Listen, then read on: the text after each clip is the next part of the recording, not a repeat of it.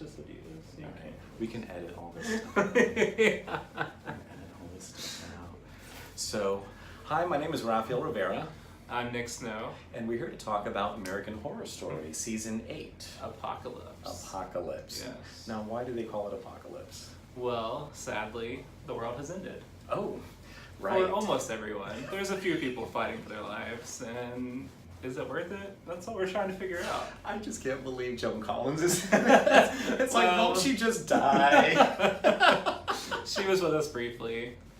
Did we expect her to last all 10 episodes? No, we didn't. No, He no. always throws in a couple of cameos here and there. That's Ryan Murphy's brilliant in a lot of ways, and that's one of them. I think adding her with the references to her previous Dynasty role was Yes. very campy and funny, and Yes. for people of my generation got it right away, where she made a burnt champagne Yes, reference, yes. I didn't pick up on that, but I saw that on Twitter, and Of course you that did. that cued me in. That cued me in. Of course, you weren't born then. When Listen, I would apologize, but I'm not sorry. don't be. All right, so should we start from the beginning?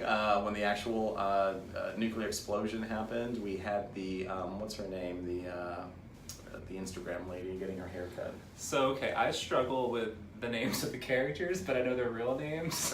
I'm okay. I can work with that. So the genius, iconic Leslie Grossman, of course. Yes, with her admin Carrie Fisher's daughter. Love her. Yes, what a great duo.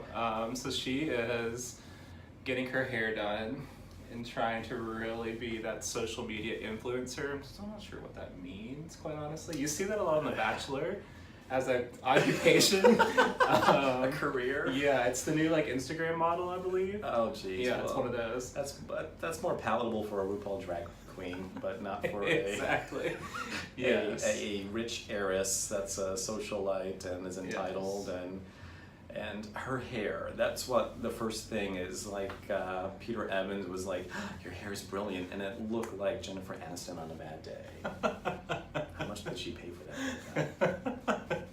So yeah, as we mentioned, she comes from quite a wealthy family, Yes. and I think I saw something. It cost $100 million to get a spot in one of the what do they call the underground things? The bunker. I don't remember. It wasn't Sanctuary. Sanctuary's the Is other where, one. But which we'll talk about that. Is that real? Is it not? We'll see. I thought that was a Logan's Run reference. Yeah, I Have you don't ever seen know. I that don't movie, think Logan's it's- Run? That's I don't way think it's before your real. time, but I know the reference and Okay. haven't seen it. Sanctuary. Yes. So her family has secured her a spot, Yes. as well as her brother, but unfortunately the brother can't quite get there. And the dad. Yes, but, well, they're in Hong Kong. The parents are in Hong Kong. So the brother was somewhere else in LA. Okay. He can't quite get there. Yes. But, lucky for us, that opened up slots for... Was it brother or was it partners? I think she said that our relationship went from monogamous to. That's true. It, might have It been was a her partner was it? because They were married in the last season, I Yes. believe. Okay, Yeah. that's why it was confusing. Yes. But he did make I thought it was pretty funny. He says, "Don't leave me in Santa Monica." Santa Monica's not that bad. I mean, I have positive perceptions of it, but who knows? So she has to get on this this airplane, I guess, to make it to this location. Yes. So Leslie Grossman gets on it. Again, we'll be better with names in the future. We'll aim for it. This is our pilot. Yeah, we'll aim to be better at least. So she's on there. Billy Lord, which is Carrie Fisher's daughter, is on Yes. there. Evan Peters' character, Mr. something. Oh, no, wait, was there? It's been like 2 weeks now, so I can't remember. Whatever his name is, Evan Peters' character, and then Joan Collins. And then yes. we also meet Timmy, which was the young guy who just got into UCLA, Right. who got ripped away from his family because he submitted his DNA sample to Ancestry.com Yeah. to try and don't do that. Don't Yes. see what happens. 23andMe? Do not do that. Mm-mm. Do you really want to know that you're 2% Icelandic Pacific Islander? Does that really matter in your life? It does not. No, but apparently not. it is in a database now. Somewhere. Yes, you're just giving that to the government. Yes, absolutely. So that resulted in him being ripped away from his family and taken onto this plane, or taken to the bunker. And the girl that was protesting, don't know her name in real life or on the show. Oh, the one that was already detained in the Timmy holding room? and Oh God, what's her name? I can't remember. We're terrible. Yeah, We're really it's really terrible. bad. But apparently she We'll was be back. selected as well. she is genetically superior. Yes, she's one of those. So she is a purple, as we come to find out. Purple is the color of those who Elite, are yeah. yes. Yeah, is the elite, and then the Yes. grays are the subservient. Very Handmaid's Tale, but I see a lot of Hitler references there too about this elitist mentality and categorizing people. And it almost seems like the Greys are in a little bit better of a position. They're not. I think they're the ones that are they're the caretakers, but they're also the information holders. Yeah, and they're not as disposable. I mean, you have to have some Greys in there. Yes. So you don't see Sarah Paulson's character, Miss Venable, and you don't see her kind of backstabbing and taking out any of the Greys. No. She's two-timing the purples. She needs the grays because Yeah. she knows she's a gray herself. Exactly. So, but I have to backtrack a little bit. I love her hair. Yes. The Bram Stoker's I love- Dracula yes, reference. That yeah. that little Exactly. bun, the butt, or whatever you want to call Yeah. it. I have to say I was impressed with that. And but I was thrown aback about the almost girl-on-girl action with Kathy Bates. I mean, decided to play dress up. I'm like, ooh, let's get into mommy's closet. It's so weird. So as we come to find out, they are definitely rather crooked. They are kind of taking the rules that supposedly were given to them by whoever's running the sanctuary. And Right. so they've said, no sex at all, not allowed. That's yeah. What you gonna do down there if you can't do that? Exactly. What you gonna do? Mm. Yeah, so we come to find out that they are really bending and twisting some rules to really mess with these poor people who are just trying to survive, Right. which is unfortunate. Right. But Yeah.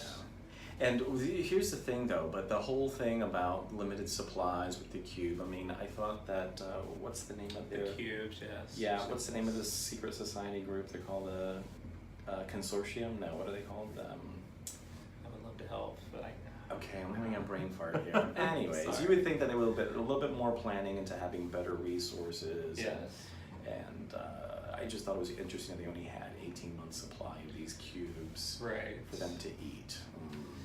Yeah, so that's when things started to get quite dire. Is when they really had to cut back on even the cubes. That's not great. But what about all those candles? I mean, everything's in this weird sepia tone image, and they have all these candles burning and all this fire burning. So where are those supplies? Like, how come those aren't diminished? It seems like the candles are always at the same There's a level. few things that that's a good question. continuity issue Yeah, there seems to be quite a lot of hair dye and such because we've kept the hair colors for 18 months. Well, So. they brought the hairdresser along, so Yeah, I'm so sure maybe he was resourceful. Exactly. So there's a few of those, which That ammonium chloride over there. Yeah, in these shows you really can't do too deep of a dive on things like that, I don't guess. But there's a few things that jump out and you're like, would that actually happen in this scenario? Probably not. Mhm. But So I guess now, we find out that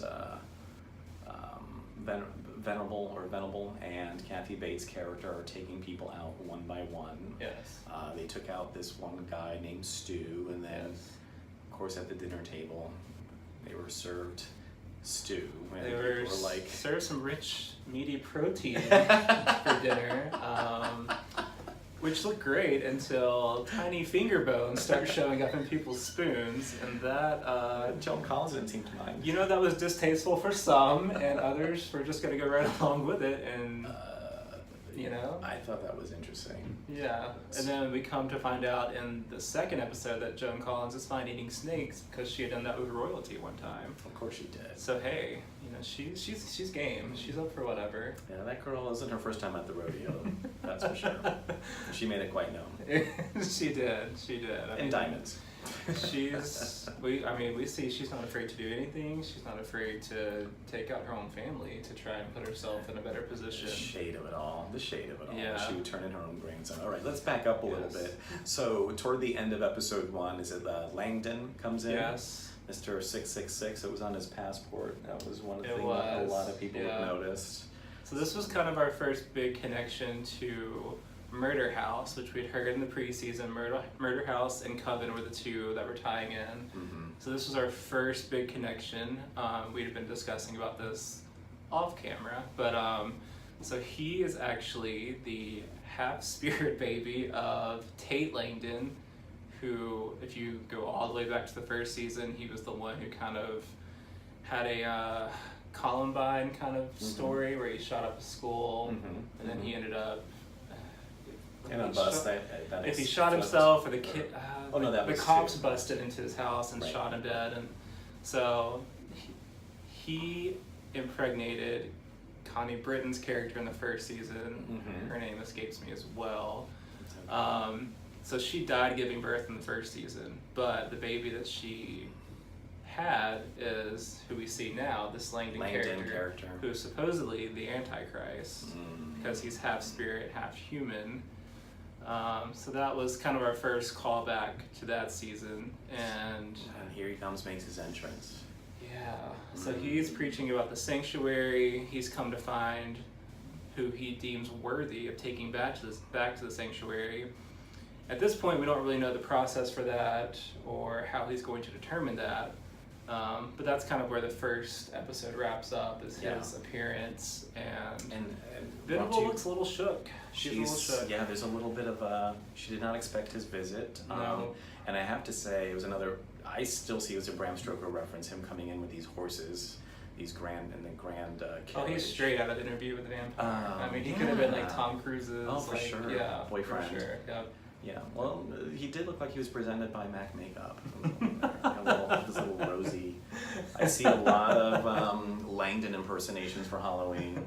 For sure. There's still time to get those in, I think, so I can see that. I already starting to look at those masks that Kathy Bates wore, those plague doctor masks. Yeah. I think that's going to be a problem for Halloween too. Steampunk lesbian. You see that being a big time costume this year. Okay. Oh, for sure. Keep an eye out for that, everyone. Girl reaction. So that was it was a cliffhanger with his arrival, and then we go into episode 2, and again is another dinner table reference where something eventful happens, where they found snakes in what's her name's bedroom. Yeah, so we see her closet door kind of popping open. Yeah. You're like, okay, you're kind of preparing yourself for some kind of little jump. I wasn't prepared for snakes necessarily. I don't know. That's not where my mind went. I think she was searching for another Victorian outfit. Maybe. That's all they seem to have. Victorian outfits. Someone's got a Victorian outfit fetish, obviously. Yeah. So, but again, Kathy Bates swoops in. She's like, more meat. Great. Serve this right up. And this I think this is a Coven reference here because absolutely. we cut to the dinner table and snakes are slithering around again. After they've been chopped up. Yeah. And I was watching other people's YouTube references to this episode, and they pointed out that it was a waste of snakes. First of all, you're supposed to skin a snake before you chop it up and stew it. I'm like, these people have way too much time to notice that detail. But the fact that they were chopped up and cooked and then they come out alive, I say that was a direct Coven reference. Yeah. So my question is, I'm trying to get even more so, is it more the Voodoo Queens, because they used a lot of snakes. True. You know, it might be Queenie. Did she go over to the voodoo side? Because we know that Jessica, what's her name? Escaping me. Angela Bassett, I should say. Angela Bassett's character played. Marie Laveau. Yep. She kind of moved on to the next plane and got trapped in that little purgatory with Papa Jamba. I think that was his name. Oh yeah, that was a creepy character. It was a very creepy character. But I always thought that side of the of New Orleans, that particular coven, they used a lot of snakes. So I thought maybe it might be that, or a lot of people have theories that it might be Madison. So when I first heard the term genetically superior, my mind, knowing that Coven was tied in, my mind went immediately to Madison. I mean, she's obviously beautiful, and obviously being a witch would make her, the powers that she has, I would think that would put her on a superior level. So I almost expected to see her from the start down there in that bunker. Oh yeah. So to not even have witches in the first episode was a little bit surprising to me. Mm-hmm. And now the second episode, some pretty obvious hints, but still not. Mm-hmm. I mean, they're still not on screen yet, so I'm expecting to see her. That's a good call to Voodoo, because we don't know exactly who's coming from Coven, which characters. Mm-hmm. And I don't know if we necessarily heard about them preseason, but that maybe they kept that kind of hidden for us so that we didn't know exactly what to expect. But yeah, mixing in some of the voodoo with some of the witchcraft, and then we got all these ghosts running around maybe. Right, okay, alright, we need to back up a little bit. Let's go back to Evan Peters again. So we established Langdon Tate, and Evan Peters gets a little tortured, and seems to be enjoying it. He was being interviewed by Venable and Kathy Bates. And I thought it was pretty funny. Every time he was getting whipped, he was naming a gay icon. Except Greg Louganis. I have to laugh when I saw that. He was actually. So they were trying to torture him, and then it kind of hit them like, oh, he's actually quite into this. So they need to come up with a plan B, because this is not really working out. Right. They tortured him because they found out he was fornicating with the man. Yes, and as I mentioned, his grandmother was the one that sold him out. Like we said, she's not above taking everyone out, so she's the only one left. Shady. The shade. But so the funny thing is that if he was making out, which he thought was Langdon in this rubber suit, you know, he was volunteering to be questioned to see if he can move on to Sanctuary. He was really excited to be questioned. He was very excited, but he thought this guy in this rubber suit was banging him, and apparently that would have been his grandfather? So we were also discussing this before we started, is the spirit of Tate in season 1 actually got in the rubber suit, and that's when he impregnated Connie Britton's character. Right. So there's potential that Evan Peters' character from season 1 was banging Evan Peters' character from this season. Is that out of the realm of possibility for Ryan Murphy? Absolutely not. No, I think absolutely not. I think that's sick and twisted, and like you said, Evan Peters was all Evan Peters would sign right up for that. He gets more and more twisted every single season. His characters are normally not that great. He gets kind of the short end of the stick, so maybe this is kind of maybe one of the better characters he's had. Could be a little more complex. Yeah, so we'll see. But that's the kind of a theory we're kicking around. Disturbing, yes, but highly possible, we think. Right. So yeah. I have to say I enjoyed also Langdon's tension with Venable. There's obviously a little head clashing there. Yeah, for sure. So it looks like I think he's playing a game. I think he's when he says we're testing these people for Sanctuary, I think he's letting them go crazy, like in this Twilight Zone moment, and see how they can sustain that insanity. And because Evan Peters' character obviously failed. He killed his grandmother, I think. Right. It was the rubber suit. But I have to point something out, that why I think my theory that it's a setup is he left his laptop open, which I think he's too conniving to do that on purpose. The door was ajar, the laptop is just right there, super accessible. You're right. I think it was a trap. One of the first things that they see are the emails about Venable and how crooked she is and how she's violating all these rules, and it's punishable by death. Right. So he's definitely laying some seeds of doubt, which Timmy and this poor girl, we'll get her name next time for sure. I feel really bad. Right. They, were already kind of doubting, is it even an apocalypse outside? Are we just being held? Well, yeah. I mean, if he's got this laptop allegedly with emails, who's the service provider? It's not AT&T, that's for sure. No, it sure isn't. Charge way too much. So I think that's kind of the big question going forward, is the Sanctuary even a thing? Is it really exist, and is there only so many survivors in these bunkers? Like, there's probably more. I think maybe they're being lied to. That's my theory, that, Yeah, because we're finding out that these bunkers are being taken down one by one. By these cannibals. Right, so I don't know. I think definitely the Antichrist is doing what you would expect the Antichrist to do, sowing seeds of doubt and just watching everyone self-destruct in front of him. Oh, while wearing fierce makeup. Brought to you by Mac. I mean, might as well look good while you're doing it, for sure. Absolutely. So, we'll see where we go going forward. hearing that witches will definitely be I'm excited. making an about that. appearance in episode 3, which is exciting. We don't know who, we don't know how, we don't know where, but definitely looking forward to that. I'm excited about it. And then, oh wait, how can we forget? Timmy and let's just call her Midge for now. I can't remember her name. Midge. Poor thing. Let's just call her Midge. They got caught fornicating, which They did. that was going to be. They that was did. pretty obvious. That was going to wind up happening. It's like telling kids, "Don't jump in the pool." They did so well for a while, dude. What was it, like one kiss a day, one kiss something? They were really holding out, but once they got a hold of that computer and saw that that was not a rule they needed to follow. Right. Oh well. Oh, see, I thought it was just they were giving them Tinder flashbacks. Like, don't do that. Also, that also could be. That also could be. Yes. But yeah, they get caught, and Venerable sentences them to death, and they get put in that weird scrubbing chamber. Yeah. And Timmy had the balls to retaliate and took a shot at Kathy Bates' character. Let's just call her John Goodman. Okay. Which, okay, that seemed all normal until she kind of slinks out of the room and we get an up close and what was pouring out of her? It was some white milky substance. What is she? So is she an android? Is she an android? I don't know. There's obviously a big robot movement lately, Mr. Robot, Westworld, those kind of things. So are we tying in artificial some kinda, intelligence? Yeah, are we tying in that kind of thing? Yeah. Who else might be a robot?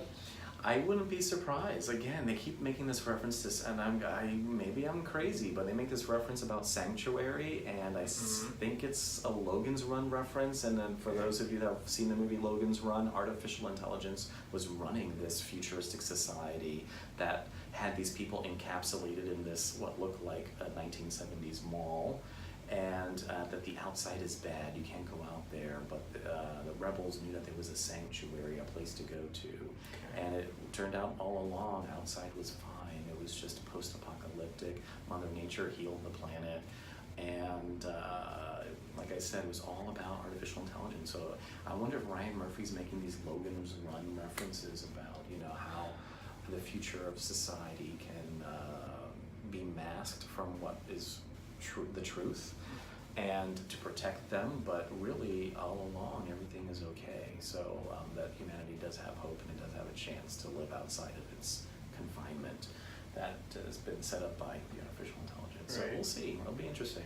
Well, we know he likes to give us a concept and then kind of throw in one wrinkle that no one saw coming. So that's definitely a possibility. That's just my theory. I'm gonna hang on to that for now until, I don't know, probably that crazy one of the crazy witches shows up and just debacles everything, or Lady Gaga's character comes out of the woods from Roanoke.